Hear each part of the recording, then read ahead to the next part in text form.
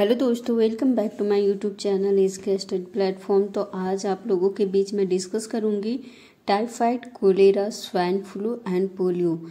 इन चारों टॉपिक्स पर आज डिस्कस करेंगे। तो चलिए हम लोग शुरू करते हैं। सबसे पहले हम लोग डिस्कस करेंगे टाइफाइड। टाइफाइड को इंटेरिक फीवर के नाम से भी जाना जाता है। अब इसका हम लोग पहले इंट्रोडक्शन देखते हैं। Typhoid is an infection bacterial disease that mainly spread through contaminated food or water. Typhoid एक बैक्टीरियल इन्फेक्शन डिजीज है जो कॉन्टामिनेट दूषित भोजन जो होता है, दूषित भोजन और दूषित पानी उससे फैलता है। It can also spread due to poor hygienic condition, और ये बहुत सारे गंदगी वाले जगह जो होता है वो सब जगह से भी फैलता है। The first case of typhoid fever was reported in the United States in the early 1900। और जो फर्स्ट केस है टाइफाइड का वो रिपोर्ट किया गया था यूनाइटेड स्टेट में 1900 में। Symptoms of typhoid. अब हम लोग टाइफाइड देखेंगे, सिम्टम्स का सिम्टम्स ऑफ टाइफाइड। तो यहाँ सबसे पहले वीकनेस होता है, फिर एब्डोमिनल पेन होता है, कंस्टिपेशन होता है, loss of appetite, ulcer, dehydration, high fever, skin rashes. जब भी टाइफाइड फीवर होता है तो इन सब ये जो लक्षण है वो दिखाई देता है। कमजोरी होना, फिर भूख ना लगना, अल्सर हो जाना, डिहाइड्रेशन, पानी की कमी होना, बहुत तेज बुखार होना, ये सब जो है वो सिम्टम्स हैं, ठीक है, लक्षण है टाइफाइड के। Causes of typhoid. अब हम लोग देखेंगे टाइफाइड होता कैसे। Microbe is the causative agent for this disease Salmonella typhi. और जो एक माइक्रोब्स है जो कि इस डिजीज को टाइफाइड को कॉज करता है, और उस डिजीज का नाम है, वो जो माइक्रोब है वो है सल्मोनेला टाइफी। तो सल्मोनेला टाइफी ये एक माइक्रोब है और इसी के द्वारा टाइफाइड जो है वो होता है। It is a gram-negative bacteria characterized by a thin cell wall and an outer membrane। तो ये एक ग्राम नेगेटिव बैक्टीरिया है जो कि कैरेक्टराइज होता है थीन सेल से, मतलब पतले सेल से, एक सेल से और सेल वॉल से और आउटर मेम्ब्रेन से। The cells are reddish in color with some having black stain in the centre. और जो सेल है वो रेडिश होता है कलर में, और ये क्या करता है, ब्लैक स्टेन सेंटर भी होता है इसमें। The bacteria enter the human body through contaminated food and water where it they enter the intestinal cell of the human body. और जो बैक्टीरिया है वो बॉडी में इंटर करता है कॉन्टामिनेशन फूड से, दूषित भोजन और पानी से इंटर करता है, और ये जब भी इंटर करता है तो इंटेस्टिनल सेल जो होता है ह्यूमन बॉडी का उसमें इंटर करता है।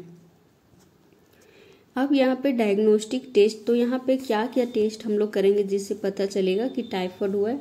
तो फर्स्ट है IgM टेस्ट, सेकेंड है ब्लड कल्चर, और थर्ड है रियल टाइम PCR, फोर्थ है वाइडल टेस्ट एंड फिफ्थ है स्टूल कल्चर। ठीक है, तो ये 5 तरह के टेस्ट होते हैं। इन तरह के टेस्ट करने से हमें पता चलेगा कि ये टाइफाइड हुआ है कि क्या हुआ है।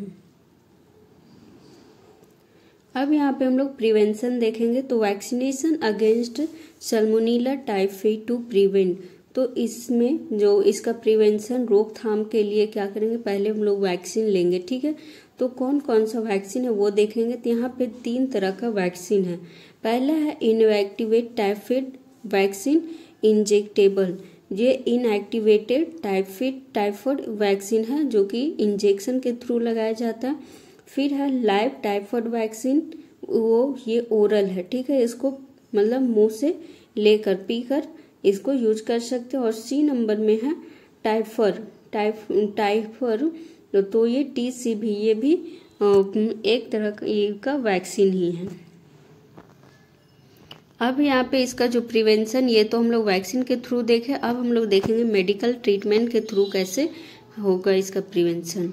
तो यहाँ पे एंटीबायोटिक्स है कुछ। तो एंटीबायोटिक्स में पहला है फ्लोरोक्वानोलोन्स, ठीक है। फ्लोरोक्वानोलोन्स ये स्टॉप बैक्टीरियल मल्टीप्लिकेशन, और जो बैक्टीरिया होता है, टाइफाइड बैक्टीरिया होता है, उसके मल्टीप्लिकेशन को रोकता है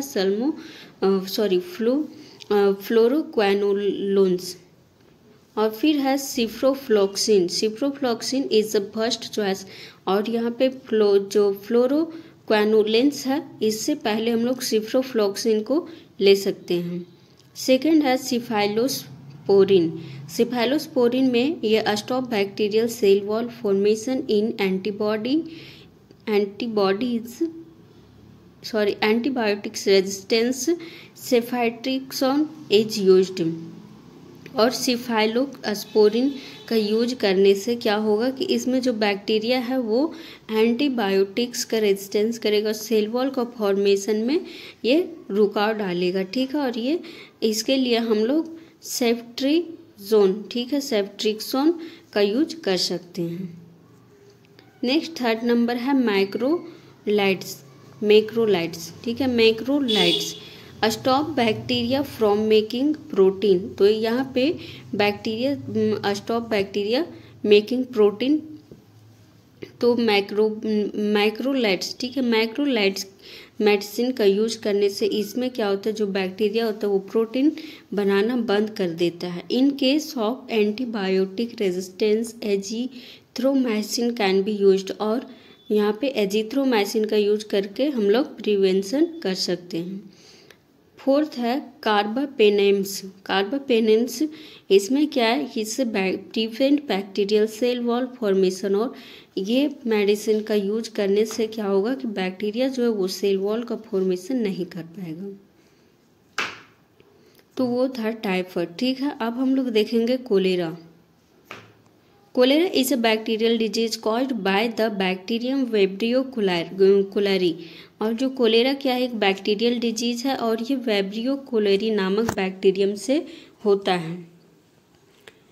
this type of bacteria is usually present in contaminated food. It also found in places where there is a lack of sanitation facilities. और ये जो बैक्टीरिया है वेब्रियो कोलेरी, ये यूजुअली बोले सामान्य रूप से तो जो दूषित फूड होता है उससे पाया जाता है, और जो अच्छे से सैनिटेशन नहीं होता, गंदे जगह होते, वहाँ पर भी पाया जाता है। This disease was first discovered in the US during the 1800। और ये जो डिजीज है वेब्रियो कोलेरी, ये कोलेरा वो तो उसका क्या बोलते हैं बैक्टीरिया है वेब्रियो कोलेरी। कोलेरा जो है ये डिजीज सबसे पहले US में खोजा गया था 1800 ईस्वी में। नेक्स्ट है इसको कॉजेज ऑफ कोलेरा। कोलेरा कैसे होता है वो अब हम लोग देखेंगे। It is a caused due two factor like contaminated water supply. तो गंदे पानी का सप्लाई होने से भी होता है। It arises due to consumption of contaminated food and drinks. और ये जो होता है वो दूषित भोजन और पानी के कंजप्शन करने से भी होता है। The vegetable that are grown with the use of water with human waste. और वैसे वेजिटेबल्स जो कि ह्यूमन वेस्ट वाटर का यूज करके ग्रो किया जाता है, जो जैसे घर का दूषित पानी वगैरह रहता है वो सब का यूज करके अगर वेजिटेबल्स को उगाया जाता है, तो वैसे पानी का यूज करने से, वैसे वेजिटेबल को खाने से भी कोलेरा होता है। Symptoms of cholera. कोलेरा का लक्षण देखते हैं तो पहला high fever, weight loss, increased thirst, feeling of nausea, vomiting sensation, bloating in the belly, blood pressure become low. और ब्लड प्रेशर, तो इतना सारा सिम्टम्स हो जाता है जब कोलेरा होता है। तो अब ट्रीटमेंट ऑफ कोलेरा हम लोग देखेंगे, इसको ठीक कैसे करना है। The treatment of cholera includes the replacement of lost fluid and electrolytes. तो इसका ट्रीटमेंट क्या है कि ये रिप्लेसमेंट करने के लिए जो लॉस्ट फ्लूइड होता है और इलेक्ट्रोलाइट होता है उसका यूज करना है। Drinking plenty of ORS, oral hydration solution, is advised to prevent dehydration if the condition worsens intravenous fluid replacement में भी रिक्वायर्ड। तो यहाँ पे इसका जब कोलेरा हो जाता है और बहुत ज़्यादा डिहाइड्रेशन हो जाता है, तो डिहाइड्रेशन को कम करने के लिए जो ORS घोल होता है, जिसको हम लोग ओरल हाइड्रेशन सॉल्यूशन बोलते हैं, तो इसको बहुत ज़्यादा पिलाना है। ठीक है, इसको बहुत ज़्यादा पीना है। और अगर फिर भी अगर कंडीशन में कोई सुधार नहीं आता है, तो ये इंट्रावेनस फ्लूइड एक होता है, उसकी भी ज़रूरत हो सकती है।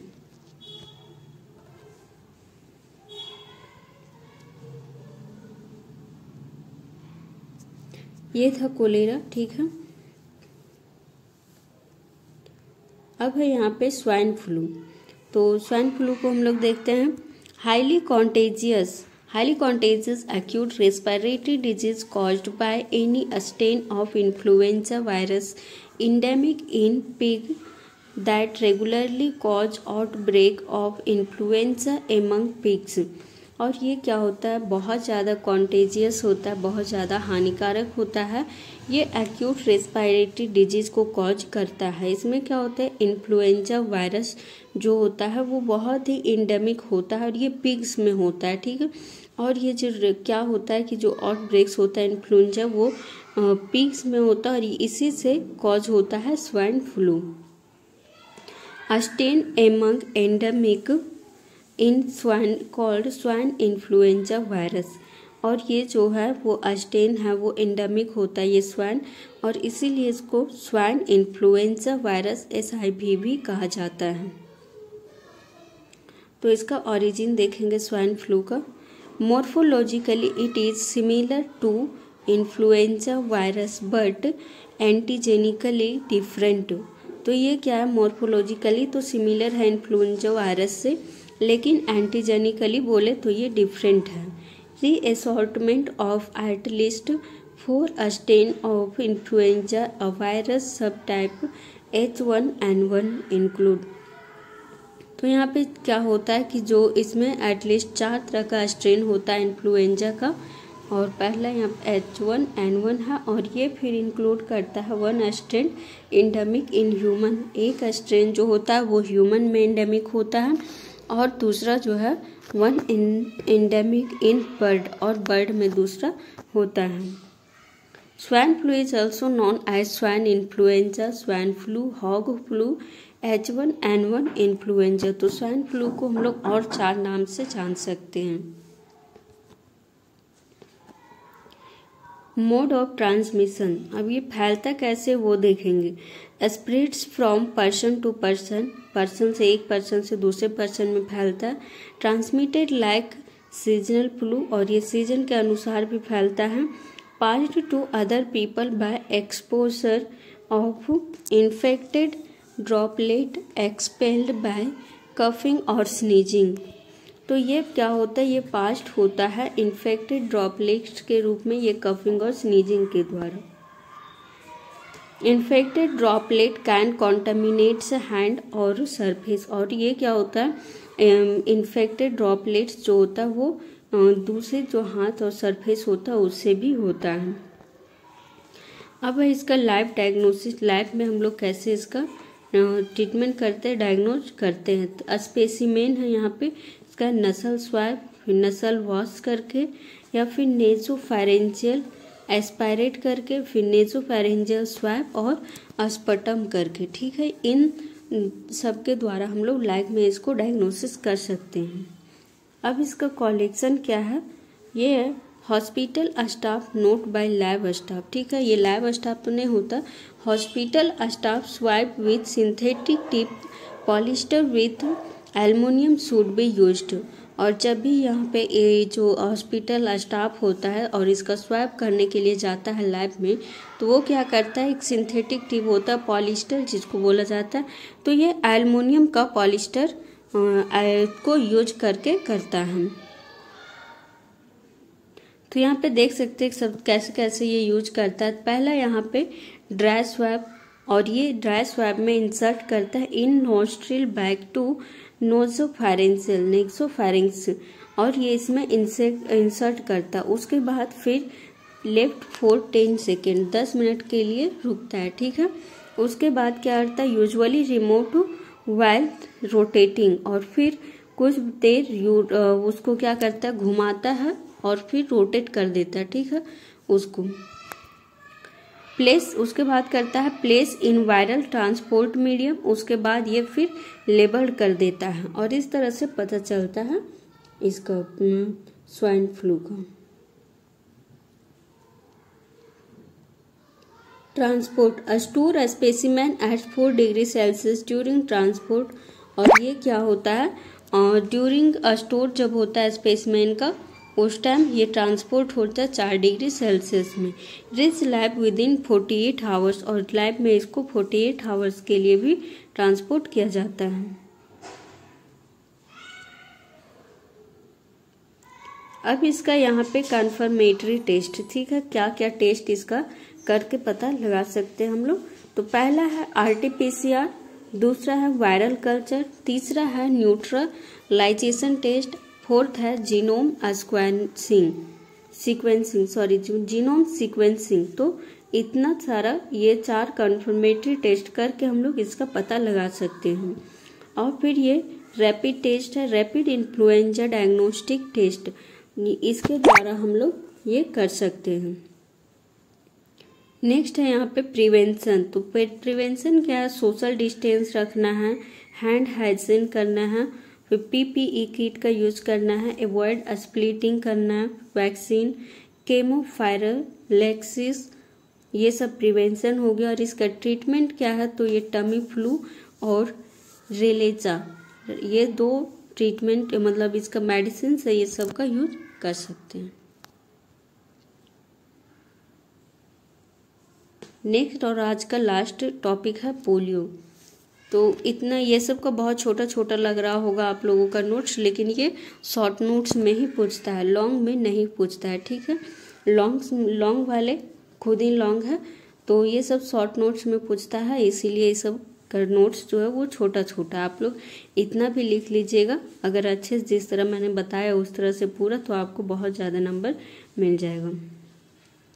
तो अब हम लोग देखेंगे पोलियो। पोलियो मिलेट्स और polio is a disease of the nervous system caused by one of the smallest non viral virus called polio virus. और ये पोलियो मिलाइट्स और पोलियो का एक डिजीज होता है जो कि नर्व सिस्टम को कॉज करता है एक एक करके, और ये इसी को हम लोग पोलियो वायरस भी कहते हैं। The virus enters the body through the food and water and reaches the intestine, and from there it enters the CNS through blood stream और lymphatic system।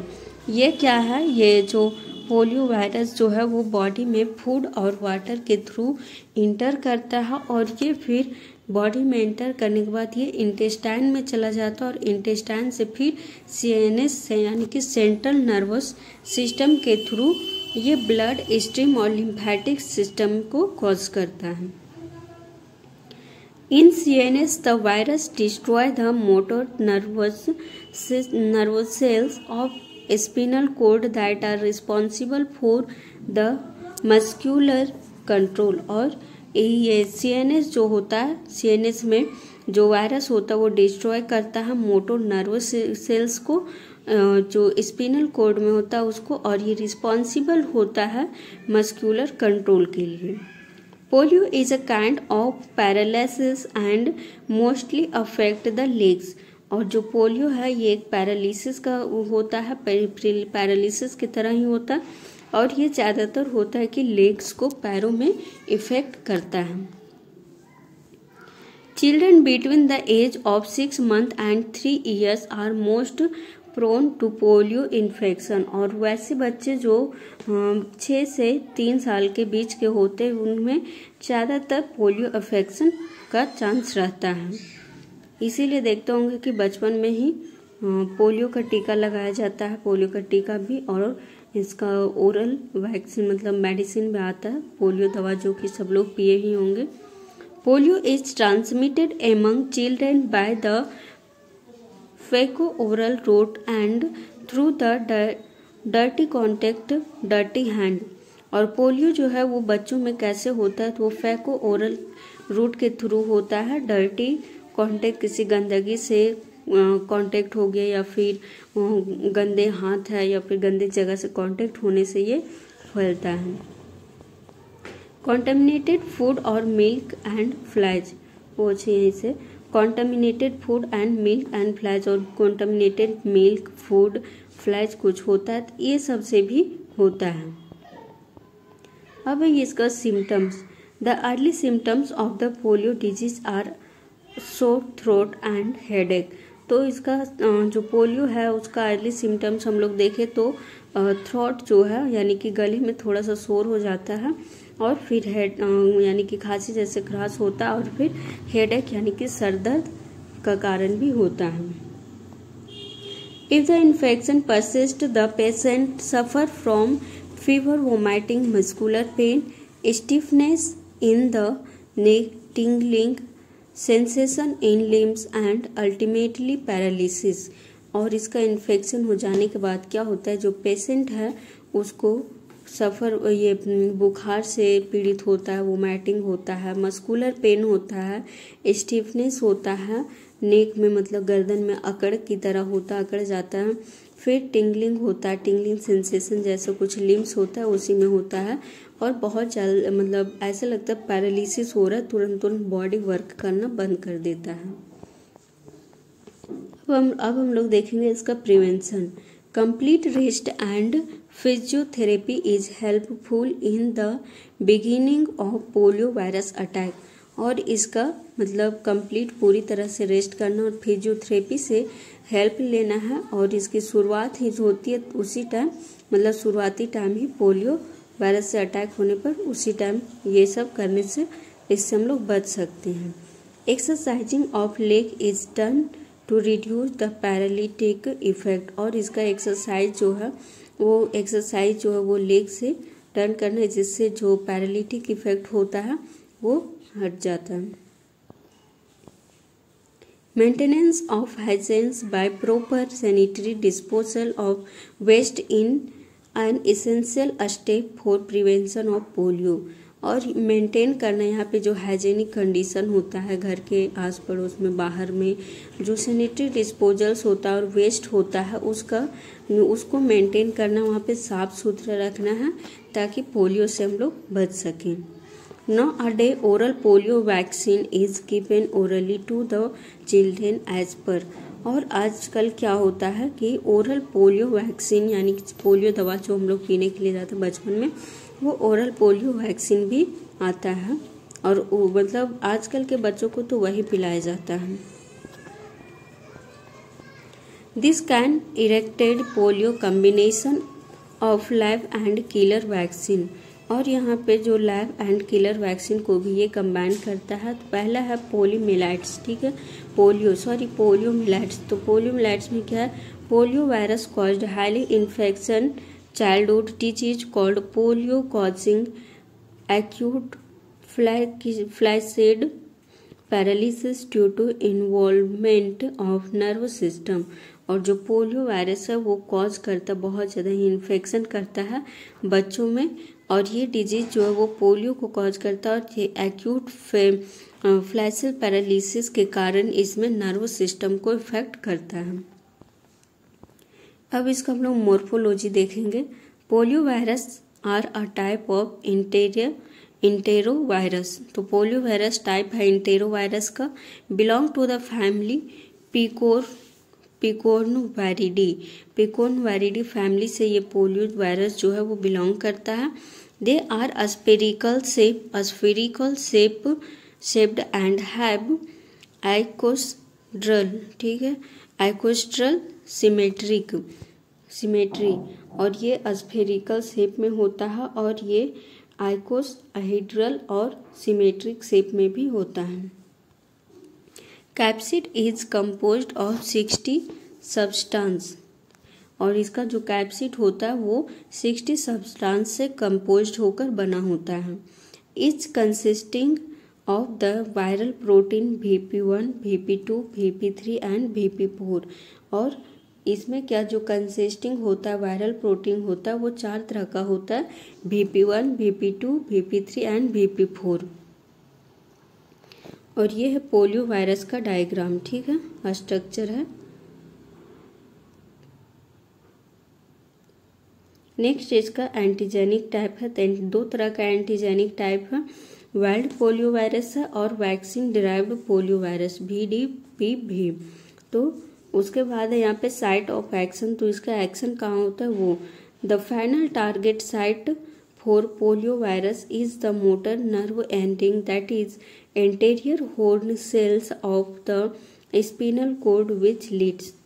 और जो फाइनल टारगेट साइट होता है polio virus का वहाँ वो होता है मोटर नर्व में, ठीक है। और इसी में जाके ये इंटीरियर हॉर्न सेल जो होता है उसी में स्पिनल कॉर्ड को लीड करता है।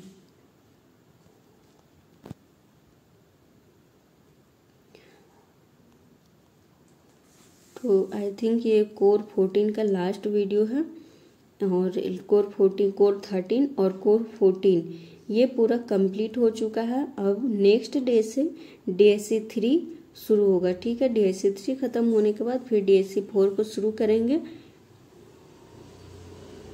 इसमें तो 4 टॉपिक को डिस्कस किया गया।